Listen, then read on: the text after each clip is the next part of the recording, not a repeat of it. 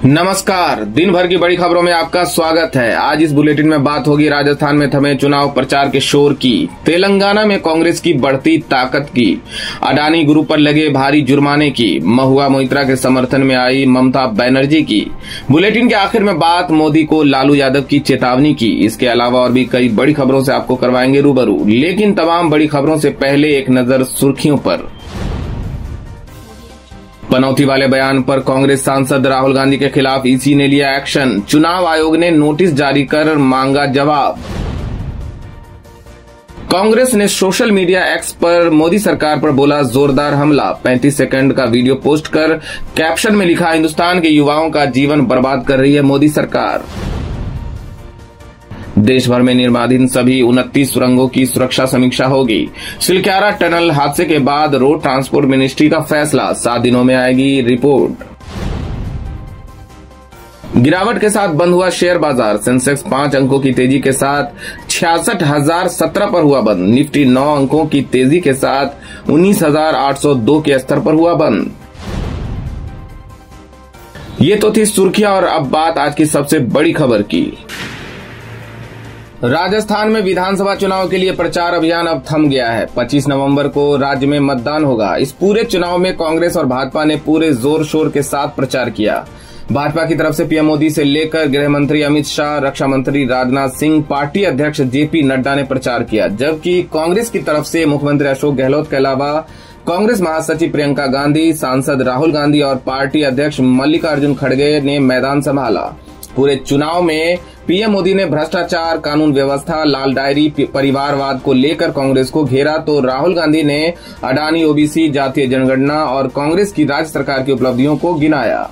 राजस्थान के प्रचार अभियान में पीएम मोदी ने लाल डायरी, पेपर लीक, गहलोत सरकार के भ्रष्टाचार, मोदी की गारंटी सब पर भारी, महिला अपराध और कानून व्यवस्था जैसे मुद्दों को जोरों शोर से उठाया। पीएम ने चुनावी रैलियों में बार बार दोहराया कि कांग्रेस अपने वादों की लाल डायरी चाहे कहीं भी लेकर घूमती रहे, मोदी की गारंटी सब पर भारी है। जहां कांग्रेस से उम्मीदें खत्म होती है, वहां मोदी की गारंटी शुरू होती है। कांग्रेस ने जो कभी नहीं सोचा वो बीते 10 साल में आपके सेवक ने देशवासियों के चरणों में समर्पित कर दिया है। जबकि गृह मंत्री अमित शाह ने अपने सभी रोड शो और रैलियों में गांधी परिवार और गहलोत सरकार पर निशाना साधा। शाह ने बार बार दोहराया कि राजस्थान के विकास पर कांग्रेस और गांधी परिवार राहु केतु बनकर बैठे हैं, इसलिए इस बार प्रदेश में भाजपा सरकार बनानी है ताकि राजस्थान भी विकास के पथ पर अग्रसर हो सके।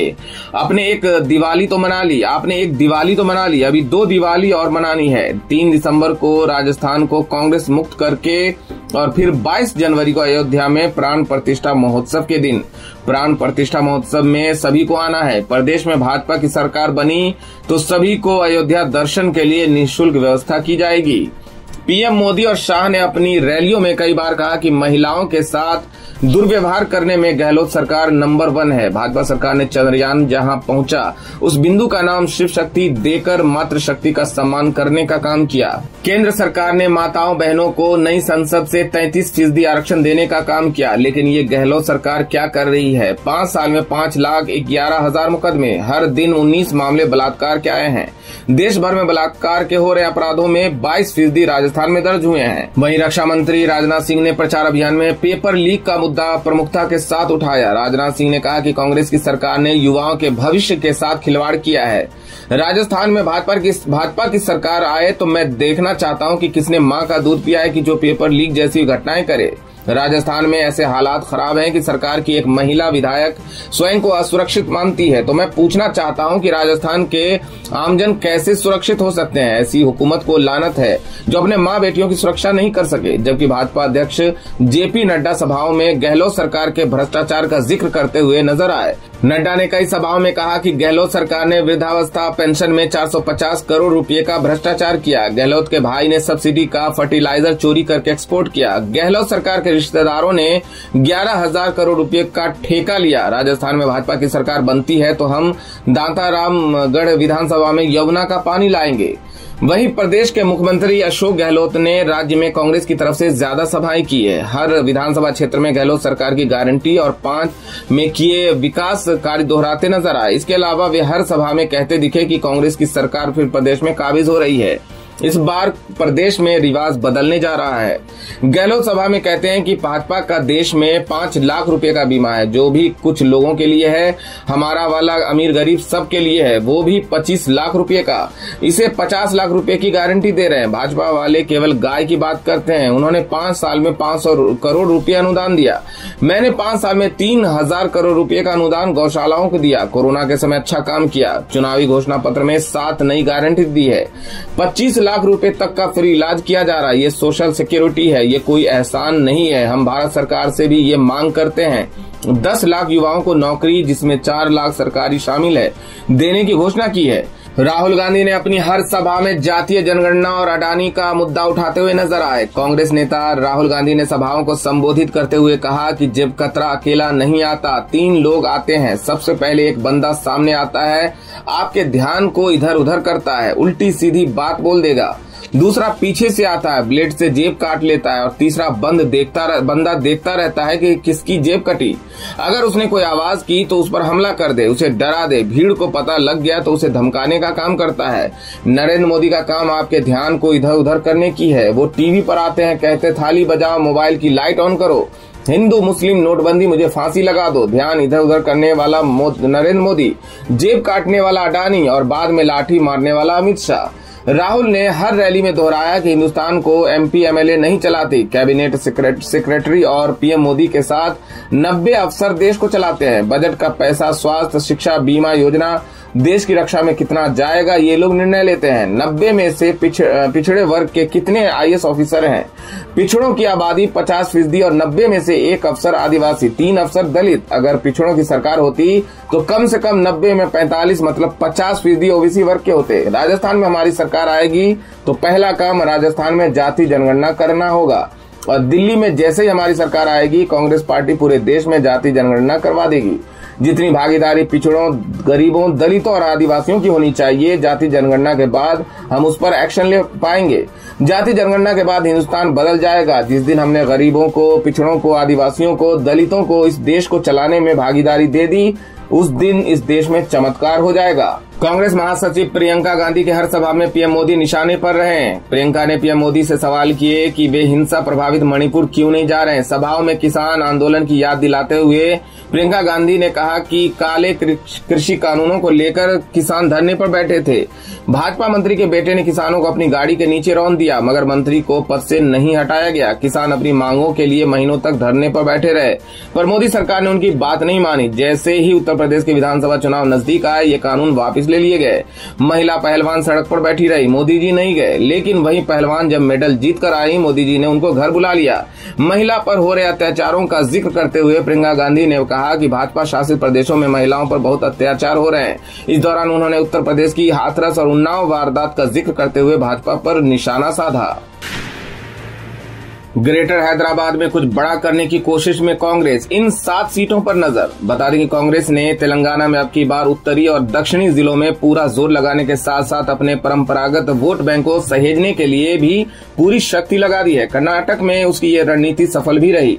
इसके साथ ही पार्टी ने इस बार ग्रेटर हैदराबाद के लिए भी खास तरकीब लगाई है। तेलंगाना में 30 नवंबर को कुल 119 सीटों के लिए वोटिंग होगी, जिसमें 24 सीटें अकेले ग्रेटर हैदराबाद इलाके में आती है। अगर 2020 के ग्रेटर हैदराबाद नगर निगम चुनाव के परिणाम देखें तो कांग्रेस यहां बीआरएस, बीजेपी और यहां तक कि एएमआईएम से भी काफी कमजोर नजर आती है। लेकिन कांग्रेस के रणनीतिकारों ने इस बार ग्रेटर हैदराबाद से विरोधियों के दबदबे को खत्म करने का मंसूबा तैयार किया है। खासकर यहां की 7 विधानसभा सीटों पर जीत सुनिश्चित करने के लिए पार्टी ने पूरी ताकत झोंक दी है। ग्रेटर हैदराबाद की ये विधानसभा सीटें हैं जुबली हिल्स, कुकटपल्ली, एलबी नगर, खैरताबाद, मुर्शिदाबाद, श्रीलिंगपल्ली और राजेंद्र नगर। जुबली हिल्स से हैदराबाद का न सिर्फ एक पॉश इलाका है, बल्कि यहाँ मुसलमान वोटर भी बड़ी तादाद में हैं।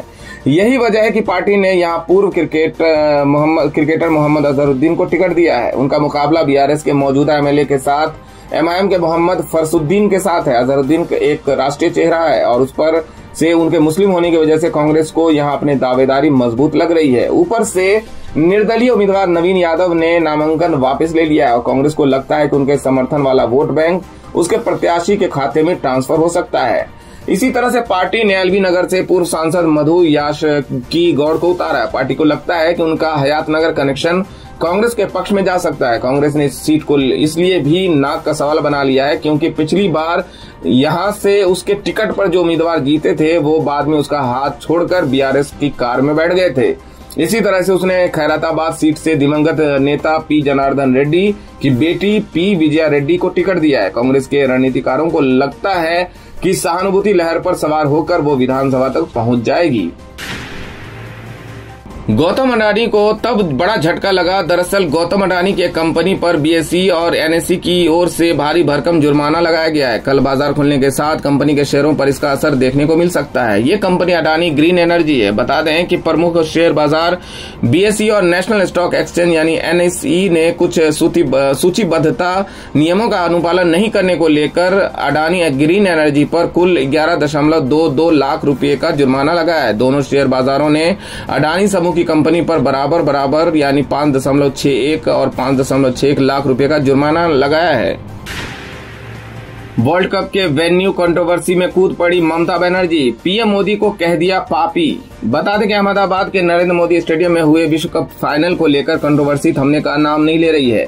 पीएम मोदी के स्टेडियम में जाने को लेकर सियासत बदस्तूर जारी है। राहुल गांधी ने इस सियासत की शुरुआत की थी और अब अन्य विरोधी दलों के नेता भी इस पर अपनी अपनी प्रतिक्रिया दे रहे हैं। पश्चिम बंगाल की मुख्यमंत्री ममता बनर्जी भी इस सियासत में कूद पड़ी है। उन्होंने कहा कि अगर वर्ल्ड कप फाइनल अहमदाबाद की जगह मुंबई या कोलकाता में होता तो भारत जरूर जीतता। गुरुवार को कोलकाता में आयोजित एक बैठक में ममता बनर्जी ने कहा कि इस विश्व कप में हमारी टीम ने पापियों की मौजूदगी वाले मैच को छोड़कर बाकी सभी मैच जीते हैं। ममता ने आगे कहा कि अगर विश्व कप का फाइनल भी अहमदाबाद में न होकर कोलकाता या वानखेड़े स्टेडियम में होता तो भारत मैच जरूर जीत जाता। ममता ने यह भी कहा कि हमारे खिलाड़ी भगवा रंग की जर्सी नहीं पहनना चाहते लेकिन उन्हें जबरन ये पहनाई जा रही है। वर्ल्ड कप फाइनल को लेकर पहले शायद ही ऐसी राजनीति हुई होगी। विश्व कप फाइनल मुकाबले में पीएम मोदी की मौजूदगी को लेकर सबसे पहले राहुल गांधी ने सवाल उठाए थे। उन्होंने कहा था कि अहमदाबाद स्टेडियम में नरेंद्र मोदी की मौजूदगी टीम इंडिया के लिए शुभ नहीं थी। हमारे प्लेयर अच्छा खेल रहे थे लेकिन स्टेडियम में पनौती के आने से भारत हार गया। राहुल गांधी के इस बयान को लेकर बीजेपी ने चुनाव आयोग में इसकी शिकायत दर्ज कराई। राहुल गांधी के बयान के जवाब में असम के मुख्यमंत्री हेमंत बिस्वा शर्मा ने भी कांग्रेस को आड़े हाथ लिया। उन्होंने कहा कि वर्ल्ड कप का फाइनल इंदिरा गांधी के जन्मदिन के दिन रखा गया और देश हार गया, इसलिए मैं बीसीसीआई से कहना चाहता हूं कि अब जिस दिन भी फाइनल रखे तो वो दिन गांधी परिवार से जुड़ा नहीं होना चाहिए।